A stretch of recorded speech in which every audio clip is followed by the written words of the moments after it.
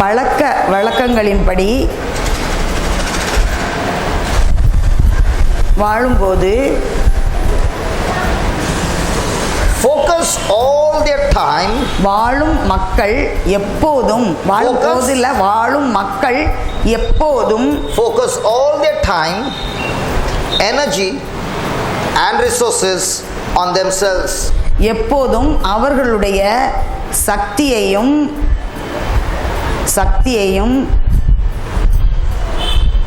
வாய்ப்புகளையும் வளங்களையும்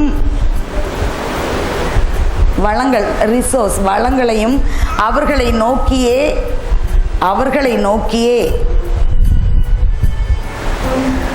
வைத்திருக்கின்றார்கள். அவர்களை மையப்படுத்தியே வைத்திருக்கின்றார்கள். செல்ஃப் சென்டர்ட், அவர்களை மையப்படுத்தியே வைத்திருக்கின்றார்கள். However, as believers, விசுவாசிகளாகிய நாம், as Christians or believers, விசுவாசிகளாகிய நாம், our goal should be நமது குறிக்கோள் எப்படி இருக்க வேண்டுமென்றால், நமது குறிக்கோள் எப்படி இருக்க வேண்டுமென்றால் to overcome self-centeredness. Our goal should be to overcome self-centeredness. Our goal should be to overcome self-centeredness. நம்முடைய சுயநல மனப்பான்மையை மேற்கொள்வதாக இருக்க வேண்டும். By renewing our minds with the word of God. மேற்கொள்வதாக இருக்க வேண்டும். அதை இறை வார்த்தையை வைத்து நம்முடைய சிந்தனையை with the word of God புதுப்பிப்பதன்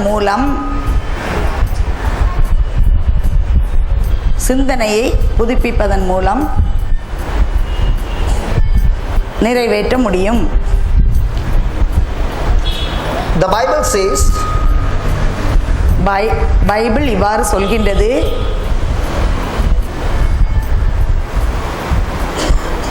in the end times, இறுதி நாட்களில் people will become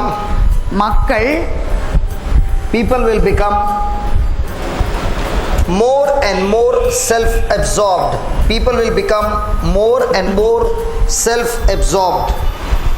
மக்கள் அதிகமாக self-absorbed, சுயநலவாதிகளாக காணப்படுவார்கள். their actions, அவருடைய செயல்பாடுகள் and attitude, அவருடைய மனநிலை, their actions and attitude, அவர்களுடைய செயல்பாடும் மனநிலையும் towards others, the action and attitude towards others, அவர்களுடைய will reveal their selfish motives. செயல்களும் மனநிலையும் will reveal their selfish motives.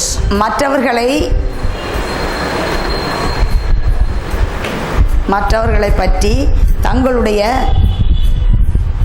சுயநலத்தை வெளிப்படுத்துவதாக இருக்கும். தங்களுடைய சுயநலத்திற்காக அல்லது சுயநலத்தை வெளிப்படுத்துவதாக இருக்கும். To be self-absorbed, சுயநலவாதியாக இருப்பது என்பது, to be self-absorbed means to be occupied or filled with selfish affairs. எப்போதும் சுயநல காரியங்களில், to be self-absorbed means to be occupied or filled with selfish எப்போதும் affairs. சுயநல காரியங்களில் மற்றவர்களை மறந்து மூழ்கி இருப்பதாகும். சுயநல காரியங்களில் மற்றவர்களை மறந்து மூழ்கி இருப்பதாகும். Absorbed with selfish affairs while ignoring others. மற்றவர்களை மறந்து சுயநலத்தில் மூழ்கி இருப்பதாகும். Obsession with self, very important line. Obsession with self தன்னை பற்றியே obsession with self தன்னை பற்றியே leads சிந்தனை உள்ளவர்கள் to a dead end. தன்னை பற்றியே சிந்தனை உள்ளவர்கள் ஒரு Obsession with self leads to dead end. அவர்கள் அழிவை சந்திப்பார்கள். While focusing our attention on God, மாறாக நம்முடைய கவனத்தை கடவுளின் மேல் leads to a spacious வைக்கும்போது நம்முடைய கவனத்தை கடவுள் மீது வைக்கும்போது leads to a spacious and free life. அது ஒரு பரந்த சுதந்திரமான வாழ்வுக்கு அழைத்து செல்லும். பரந்த சுதந்திரமான வாழ்வுக்கு அழைத்து செல்லும். Spacious and free life. வாழ்வுக்கு அழைத்து செல்லும். We must not think of ourselves. நாம் எப்போதும் நம்மை பற்றியே சிந்தித்துக் கொண்டிருக்க கூடாது. We must not think of ourselves. கடவுளை பற்றி சிந்திப்பதை காட்டிலும் நம்மை பற்றியே நாம் சிந்தித்துக் கொண்டிருக்க கூடாது. We must not think of ourselves more than we think of God. More than we think of God. கடவுளை பற்றி சிந்திப்பதற்கு பதிலாக நம்மை பற்றியே நாம் சிந்தித்துக் கொண்டிருக்க கூடாது. More than we think of God. An abundant life, an abundant life நிறை வாழ்வு is a life. நிறை வாழ்வு என்பது An abundant life is a life. நிறை வாழ்வு என்பது ஆசீர்வாதங்களால் that overflows with blessings. ஆசீர்வாதங்களால் நிறைந்திருக்கும் வாழ்வாகும். That overflows with blessings. That overflows with blessings. ஆசீர்வாதங்களால் நிறைந்திருக்கும் நிரம்பி வழியும் வாழ்வாகும். overflows நிரம்பி வழியும் வாழ்வாகும். And spreads goodness மற்றவருடைய வாழ்க்கையில் மற்றவருடைய வாழ்க்கையில் நன்மைத்தனத்தை into the lives of others. மற்றவருடைய வாழ்க்கையில் நன்மைத்தனத்தை and spreads goodness into the lives of others. மற்றவருடைய வாழ்க்கையில் நன்மைத்தனத்தை அது பரப்புவதாக இருக்கும். Therefore, ஆகவே ask yourself, உங்களையே நீங்கள் கேட்டுக்கொள்ளுங்கள். ask yourself, உங்களையே கேட்டுக்கொள்ளுங்கள். how much of an impact மற்றவருடைய வாழ்க்கையிலே do I have? உங்களையே நீங்கள் கேட்டு இங்கிலீஷ்ல உள்ளவங்க எழுதிக்கங்க. இங்கிலீஷ்ல கடைசி முதல்ல வரும். how much of an impact do I have on others? நீங்கள் கேட்டுக்கொள்ளுங்கள், மற்றவருடைய வாழ்க்கையிலே என்னுடைய பாதிப்பு எவ்வளவாக இருக்கின்றது? மற்றவருடைய வாழ்க்கையில் என்னுடைய பாதிப்பு எவ்வளவாக இருக்கின்றது என்று உங்களையே கேட்டுக்கொள்ளுங்கள். Praise the Lord. Praise the Lord. So is your life a life of impacting other people's life? உங்க வாழ்க்கை மற்றவருடைய வாழ்க்கையை பாதிப்பதாக இருக்கின்றதா? நல்ல முறையில் பாதிப்பதாக இருக்கின்றதா? Then you are living that abundant life. நீங்க அப்படி இருந்தீங்கன்னு சொன்னா நீங்கள் நிறைவாழ்வை பெற்றவர்கள். Praise the Lord. Praise the Lord. Hallelujah. Hallelujah. Hallelujah. Hallelujah. Has it helped you? இது உதவியா இருந்துச்சா இன்னைக்கு இந்த டாபிக்? ஆமாவா? Is there a chance for you to practice every day? ஒவ்வொரு நாளும் இதை கடைபிடிக்கிறதுக்கு இதுல வாய்ப்பு இருக்குதா நமக்கு? The rat trap is there every day? ஒவ்வொரு நாளும் என்ன இருக்கு? எலி பொறி every day? ஒவ்வொரு நாளும் இருக்குது. Now during the lunch break also you will get. Lunch breakல அது வரும் பின்னால. You want to sit below the fan. நீங்க ஃபேனுக்கு அடியில உட்கார்ந்து போவீங்க. And somebody says go and sit there. ஒருத்தங்க சொல்றாங்க அங்க போய் உட்கார்ந்துக்கங்கன்னு. Offended. உடனே பொறி வந்து உட்கார்ந்துரும் அங்க. Somebody went to the toilet. ஒருத்தங்க டாய்லெட் போனாங்க.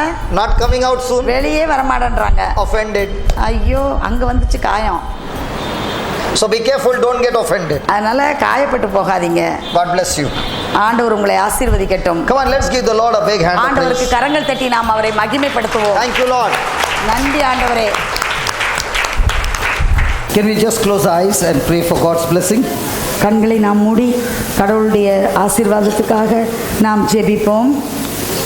Heavenly Father, we thank you for teaching us the topic of snare. விண்ணக தந்தையே, பொறி என்ற அந்த தலைப்பின் கீழ் நீர் எங்களுக்கு கற்றுக் கொடுத்ததற்காக உம்மை போற்றுகின்றோம், உமக்கு நன்றி செலுத்துகின்றோம். Surely, Lord, you have got great plans for each one of us. நிச்சயமாக ஆண்டவரே, எங்கள் ஒவ்வொருவருக்கும் நீர் திட்டங்கள் வைத்திருக்கிறீர். Your scripture says so. உமது வசனம் அவ்வாறு தான் சொல்கின்றது. But yet we find, O Lord, that the abundant life is not manifested. ஆனாலும் ஆண்டவரே, நீர் கூறிய அந்த மிகுதியான வாழ்வு எங்களிடையிலே காணப்படவில்லையே. And we begin to wonder why Lord, why are you not answering my prayer? நாங்கள் இவ்வாறு எங்களுடைய ஜெபத்திற்கு நீர் பதில் கொடுக்கவில்லையே என்று நாங்கள் திகைக்கின்றோம். Show us, O Lord, the path of your life.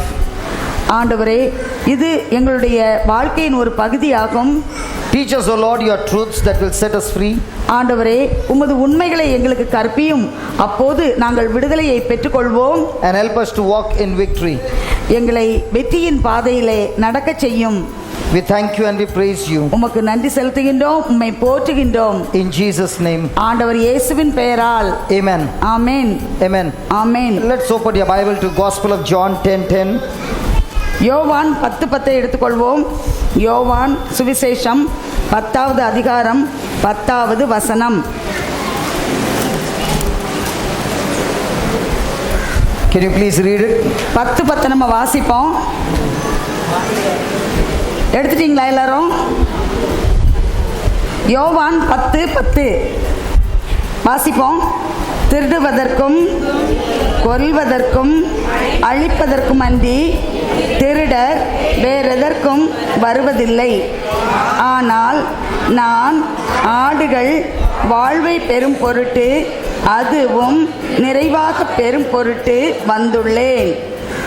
So 10:10 says, the thief cometh not but to steal and to kill and to destroy. 10வது அதிகாரம் 10வது வசனம் இவ்வாறு சொல்கின்றது. திருடன் கொல்வதற்கும் அழிப்பதற்கும் திருடுவதற்கும் வருகின்றான், மாறாக வாழ்வு தர அல்ல என்று சொல்கின்றது. Jesus is saying, I am come that they might have life. ஆனால் ஆண்டவர் இயேசு சொல்கின்றார், நான் அவர்கள் வாழ்வு பெறும் பொருட்டு வந்துள்ளேன் என்று சொல்கின்றார். And that they might have it more abundantly. அவர்கள் மிகுதியான வாழ்வை பெறும் பொருட்டு நான் வந்துள்ளேன் என்று சொல்கின்றார். So it is God's will for us to live a good life. கடவுளுடைய திட்டம் விருப்பம் என்னவென்றால் நாம் நல்ல ஒரு வாழ்வு வாழ வேண்டும் என்பதுதான். Abundant life. மிகுதியான வாழ்வு, நிறை வாழ்வு, இதை வாழ வேண்டும் என்பதுதான் கடவுளுடைய விருப்பம், திட்டம். This abundant life is available to everybody. இந்த மிகுதியான வாழ்வு நாம் ஒவ்வொருவருக்கும் கொடுக்கப்பட்டிருக்கின்றது. Now, when sometimes wrong things happen in our life, நம்முடைய வாழ்க்கையிலே சில தவறான காரியங்கள் நடக்கும்போது it comes to our mind, நம்முடைய சிந்தனையில இவ்வாறு வருகின்றது, it is God who is punishing us. கடவுள் தான் என்னை இவ்வாறு தண்டிக்கின்றார். Does it come to your mind? அப்படி நம்ம சிந்தனையில வருதா? Come on. வருதா? The negative things that happen in your life. நம்முடைய வாழ்க்கையில எதிர்மறையான காரியங்கள் நடக்கும்போது, but Jesus is saying, ஆனால் ஆண்டவர் இயேசு சொல்கின்றார், the source of those bad things that are happening in your life, நம்முடைய வாழ்க்கையிலே நடக்கக்கூடிய தவறான மோசமான காரியங்களுக்கு அடிப்படையான it is the thief காரணம் என்னவென்றால், it is the thief that comes to steal, kill and destroy. திருடன் நம்முடைய வாழ்விலே திருடுவதற்கும் அழிப்பதற்கும் கொல்வதற்கும் வருகின்றான் என்று கூறுகின்றார். The thief comes to steal. திருடன் திருடுவதற்கு வருகின்றான். Steal what? எதை திருடுவதற்கு வருகின்றான்? Steal what? எதை திருடுவதற்கு வருகின்றான்? All that God has given you. கடவுள் நமக்கு கொடுத்த எல்லாவற்றையும் திருடுவதற்காக வருகின்றான். All the blessings of God. ஆண்டவர் நமக்கு கொடுத்துள்ள எல்லா ஆசீர்வாதங்களையும் திருடுவதற்காக வருகின்றான். He comes to kill. அவன் கொல்ல வருகின்றான். Kill relationship. உறவுகளை கொல்ல வருகின்றான். And he comes to destroy. அழிப்பதற்கு வருகின்றான். He comes to destroy the whole family. நம்முடைய குடும்பத்தை அழிப்பதற்காக வருகின்றான். Now that's the work of the devil. அதுதான் சாத்தானுடைய வேலை. But Jesus says, ஆனால் ஆண்டவர் சொல்கின்றார், I have come to give you life. நான் உங்களுக்கு வாழ்வு கொடுப்பதற்காக வந்துள்ளேன். Praise the Lord. Praise the Lord. In the morning we were studying about காலையில நம்ம இவ்வாறு படித்து கொண்டிருந்தோம். the snare of the devil சாத்தானுடைய பொறியை பற்றி படித்து கொண்டிருந்தோம். or the trap of the devil. சாத்தான் வைக்கின்ற அந்த வலை ட்ராப் அல்லது அந்த பொறியை பற்றி நாம் படித்து கொண்டிருந்தோம். So let's say this sister gets offended with me. இப்போ இந்த சகோதரி என்னோடு அவர்கள் மன காயப்பட்டு போயிருக்கின்றார்கள். Now has she opened the door of a house for the devil to enter her life? இப்போ அவங்க வாழ்க்கைக்குள்ள சாத்தான் நுழையும்படியாக கதவை திறக்கின்றார்கள். Hello. சரியா? மனம் காயப்படும் So போது can the devil open the house without your permission? நம்முடைய அனுமதி இல்லாமல் சாத்தான் நம்முடைய கதவை திறக்க முடியுமா? நம்முடைய வீட்டு கதவை அதற்கு திறக்க முடியுமா? So every time you disobey God, ஒவ்வொரு நேரமும் நீங்கள் கடவுளுக்கு எப்போது கீழ்ப்படியவில்லையோ, now you're keeping your house open அப்போது நீங்கள் உங்கள் வீட்டை திறந்து வைத்திருக்கின்றீர்கள் for the devil to come and steal your goods. சாத்தான் உங்கள் வீட்டுக்குள் நுழைந்து உங்களுடைய உரிமைகளை எல்லாம் அது திருடி கொண்டு போகும்படியாக திறந்து வைத்திருக்கின்றீர்கள். In your house there is a cupboard? உங்க வீட்டில் கபோர்ட் இருக்குதா? பீரோ இருக்குதா? There is a locker? அதுல ஒரு லாக்கர் இருக்குதா? Tamil locker? யா. பூட்டு. Oot is camel. பி பூட்டு PMNOP. Okay, you got a locker. ஒரு பூட்டு இருக்குது, லாக்கர் இருக்குது. You keep your gold there. அதை வச்சிருக்கீங்க அந்த சாவியோட. You keep your gold there. Do you lock it?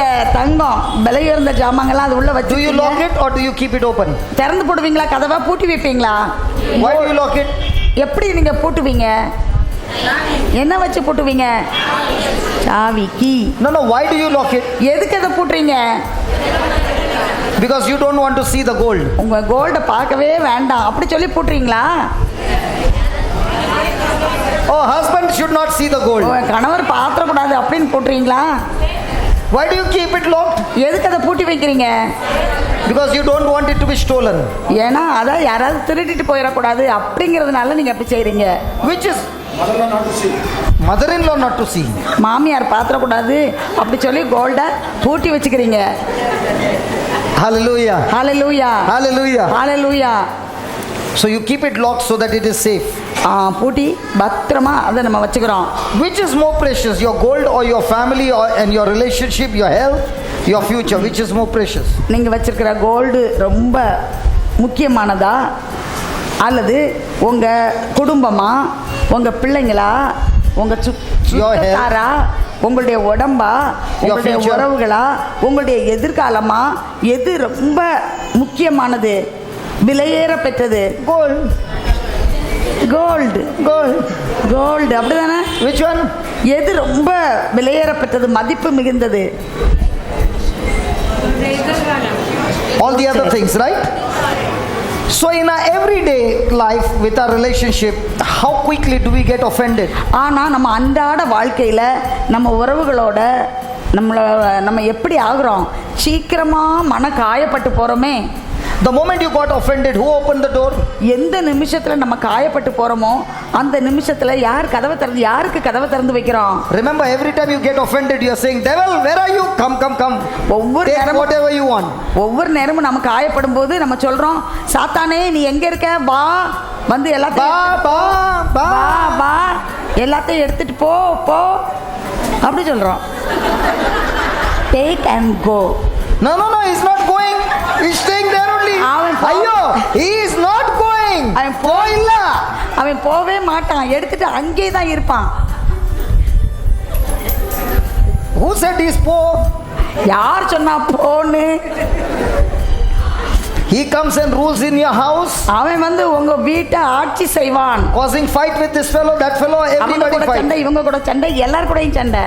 And every day he is stealing your goods. ஒவ்வொரு நாளும் உங்களுக்குள்ள உங்க உரிமைகளை எல்லாம் களவாண்டுட்டே இருப்பான், திருடிட்டே இருப்பான். But Jesus said, I have come to give you life in abundance. ஆனா ஆண்டவர் இயேசு சொன்னார், நான் வாழ்வு பெறும் பொருட்டு, அதுவும் நிறை வாழ்வை நீங்கள் பெறும் பொருட்டு நான் வந்துள்ளேன் என்று சொன்னார். So if this life of abundance is available, இந்த நிறை வாழ்வானது நமக்கு வைக்கப்பட்டிருக்கிறது.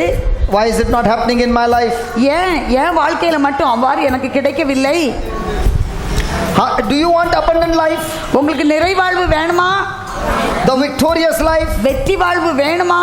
the blessed life, ஆசீர்வாதமான வாழ்வு வேணுமா? does it require praying? இப்படி ஜெபம் பண்ணா கிடைக்குமா? Illa?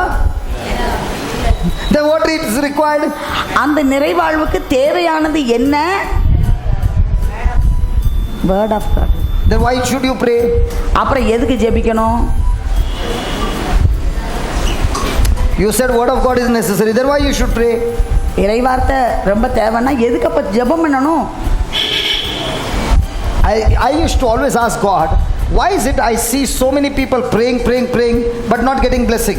நான் எப்பவும் ஆண்டவர்கிட்ட கேட்பேன், நிறைய பேர் இப்படி ஜெபம் பண்ணிட்டே இருக்காங்களே, ஆனா அந்த ஜெபத்துக்கு ஏன் ஒரு பதிலும் கிடைக்கல, ஒரு விளைவும் கிடைக்கல, அப்படி கேட்பேன். Some people I see, சில பேரை நான் அப்படி பார்க்குறேன், I don't even pray 1/10 of what they are praying. அவங்க ஜெபம் பண்றதுல 10ல் ஒரு பாகம் கூட நான் ஜெபம் பண்றதில்ல. Then why is it that I get blessed and the person who is praying so much and fasting and no blessing? எனக்கு நிறைய ஆசீர்வாதம் வந்துட்டே இருக்கு, ஆனா அவங்களுக்கு அவங்க உபவாசம் இருக்கிறாங்க, ரொம்ப ஜெபிக்கிறாங்க, அவ்வளவு ஆசீர்வாதம் அவங்க வாழ்வுல வரல. ஏன்? So he gave me an answer. அப்ப கடவுள் ஒரு பதிலை எனக்கு கொடுத்தார். When I was in standard 10th, நான் 10th ஸ்டாண்டர்ட் படிக்கும்போது my mummy wanted me to get good marks. எங்க அம்மா வந்து நான் நல்ல மார்க் வாங்கணும் அப்படி நினைச்சாங்க. So she brought the textbooks. அப்போ வந்து எல்லா பாடப்புத்தகங்கள்லாம் கொண்டு வந்தாங்க. Then 21 set question papers of different exams. வெவ்வேறு எக்ஸாம்ல உள்ள மாடல் கொஸ்டின் பேப்பர்ஸ் எல்லாம். Then guide book கொண்டு வந்தாங்க, கைடு வாங்கி அதை கொண்டு வந்தாங்க. Then master key book. அப்புறம் வந்து மாஸ்டர் கீன்னு சொல்லிட்டு எல்லா கொஸ்டின் ஆன்சர்ஸ்க்கு அந்த புக்கை வாங்கிட்டு வந்தாங்க. So she brought all these books. எல்லா புக்கும் எனக்கு கொண்டு வந்தாங்க. So I could study everything. நான் எல்லாத்தையும் படிக்க and I can get good marks. நான் வந்து நல்ல மார்க் வாங்க முடியும். So she gave me all the books. அப்ப எல்லா புக்கையும் எனக்கு கொடுத்தாங்க. Most of the books I could sell the next year brand new. அப்ப அடுத்த வருஷம் நான் வந்து அந்த புக்கெல்லாம் அப்படி புதுசா வித்துட்டேன். Because most of the books did not even have my name on it. அந்த புக்கில் பேர் கூட எழுதலை நான். I had not even opened it. அது திறக்கவே இல்லை, எங்கள் அம்மா அப்படி கொடுத்தாங்க, நான் அப்படியே வச்சுட்டு வித்துட்டேன். Now here is doctor. இங்கே ஒரு டாக்டர் இருக்காங்க. She must have really studied hard. அவங்க நல்லா படிச்சிருப்பாங்க. So let's say her mother brought the same books to her. அவங்க அம்மாவும் இதே புக்கெல்லாம் இவங்களுக்கு கொண்டாந்து கொடுத்தாங்க. And my mama also brought the same book. எங்க அம்மாவும் அதே புக்கை எனக்கு கொண்டாந்து கொடுத்தாங்க. I did not study. நான் படிக்கல. But she studied. ஆனா இவங்க படிச்சாங்க. Full year she studied. வருஷம் ஃபுல்லா படிச்சாங்க. But on the day of exam, அந்த எக்ஸாம் அன்னைக்கு she started crying. அவங்க அழ ஆரம்பிச்சாங்க. Mummy, I don't know anything. ஐயோ எனக்கு ஒன்றும் தெரியலையே அம்மா. Does this happen to some people? இது சில பேருக்கு நடக்குதா? Especially the girls. Mummy, I don't know anything.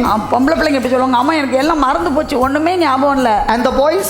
பையங்க even if they don't know anything, I know everything. ஒண்ணுமே தெரியாது, ஆனா சொல்லுவாங்க எனக்கு எல்லாம் தெரியும். Correct? அப்படி சொல்லுவாங்க. Correct? So she goes to the mummy. அப்போ இவங்க அம்மாட்ட போறாங்க. I don't know anything. ஐயோ எனக்கு ஒண்ணுமே தெரியலையே. Very nervous. ரொம்ப எனக்கு நடுக்கமா இருக்கே. Full of fear. எனக்கு ரொம்ப பயமா இருக்கே. A question paper comes. ஐயோ கொஸ்டின் பேப்பர் வருது. First 3 questions she doesn't know. 3 question தெரியவே இல்ல. Now what will be come to? இவங்களுக்கு என்ன கிடைக்கும்? Total nervous. இன்னும் இவங்க என்ன நடக்கும், ரொம்ப கை கால்லாம் நடுங்கும். She doesn't complete the paper. பேப்பரை ஒன்றும் முடிக்கல. She writes all wrong answers. எல்லாம் தப்பு தப்பா எழுதுறாங்க. Now she studied the whole year. வருஷம் ஃபுல்லா படிச்சாங்க உட்காந்து. Will she get good marks? இவங்களுக்கு நல்ல மார்க் கிடைக்குமா? She studied the whole year. வருஷம் ஃபுல்லா படிச்சாங்க. She studied the whole year. வருஷம் ஃபுல்லா படிச்சாங்க. Will she get good marks? இவங்களுக்கு நல்ல மார்க் கிடைக்குமா? I did not study the whole year. நான் வருஷம் ஃபுல்லா படிக்கல. But on the paper, ஆனா அந்த பேப்பர்ல what I studied little, கொஞ்சோண்டு படிச்சு வச்சிருந்தத I wrote all the right answers. அது எல்லாம் கரெக்டா எழுதி வச்சிட்டேன். Now will I get good marks? இப்போ எனக்கு நல்ல மார்க் கிடைக்குமா? நல்ல மார்க் கிடைக்குமா?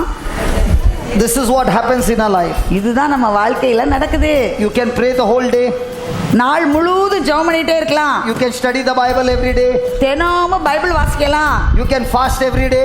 தினம் உபவாசம் இருக்கலாம். You can do all those things. எல்லாத்தையும் நீங்க செய்யலாம். But when she comes to offend me, ஆனா இவங்க என்ன காயப்படுத்த வரும்போது, if I get offended, நான் காயப்பட்டு போனால், I did not write the right answer. நான் சரியான பதில நான் எழுதல. So I failed. நான் அதனால ஃபெயில் ஆயிட்டேன். Now when she comes to offend me, இவங்க என்ன காயப்படுத்த வரும்போது, I remember in the Bible it is written, Bible இப்படி எழுதியிருக்கிறத நான் ஞாபகம் வச்சு பார்க்கிறேன். I must love my enemies. நான் வந்து என்னுடைய பகைவருக்கு அன்பு செய்ய வேண்டும். I must do good to her. நான் வந்து தீமை செய்யறவங்களுக்கு நன்மை செய்ய வேண்டும். I should bless her even though she curses me. அவங்க சபிச்சாலும் நான் அவங்கள ஆசீர்வதிக்கணும். I should pray for her even though she persecutes me. அவங்க தூற்றினாலும் நான் அவங்களுக்காக ஜெபிக்கணும். Now I did all those things. அதெல்லாம் நான் செஞ்சேன். Did I pass the test? அப்போ நான் டெஸ்ட்ல pass ஆயிட்டேனா? Now I will surely experience abundant life. இப்போ நான் அந்த நிறை வாழ்வை, மிகுதியான வாழ்வை நான் அனுபவிப்பேன். So to experience abundant life, இந்த நிறை வாழ்வை நான் அனுபவிக்க வேண்டும் என்றால் it will not only come by prayer. அது ஜெபத்தினால் மட்டும் வராது. So another person will say, why should I pray then? அப்போ நான் எதுக்காக ஜெபிக்கணும் அப்படின்னு இன்னொருத்தங்க கேட்பாங்க. Prayer will give you the confidence. ஜெபமானது உங்களுக்கு நம்பிக்கையை கொடுக்கும். Prayer will give you the strength. ஜெபம் உங்களுக்கு பலத்தை கொடுக்கும். Study of the word of God will give you the knowledge. இறை வார்த்தையை நீங்கள் வாசிக்கும் போது, படிக்கும் போது அது உங்களுக்கு அறிவை கொடுக்கும். To pass the test. அந்த தேர்வை, சோதனையை வெல்வதற்கு அது உங்களுக்கு சக்தி கொடுக்கும். So who are the people who will experience abundant life? யாரெல்லாம் இந்த மிகுதியான வாழ்வை, நிறை வாழ்வை அனுபவிப்பார்கள்? Who will labor and pass the test. யாரெல்லாம் உழைத்து அந்த சோதனையில், அந்த தேர்வில் வெற்றி பெறுகின்றார்களோ அவர்கள் தான் அனுபவிப்பார்கள். So to experience abundant life, இந்த நிறை வாழ்வை அனுபவிப்பதற்கு it is available to everybody. எல்லோருக்கும் அது வைக்கப்பட்டிருக்கின்றது.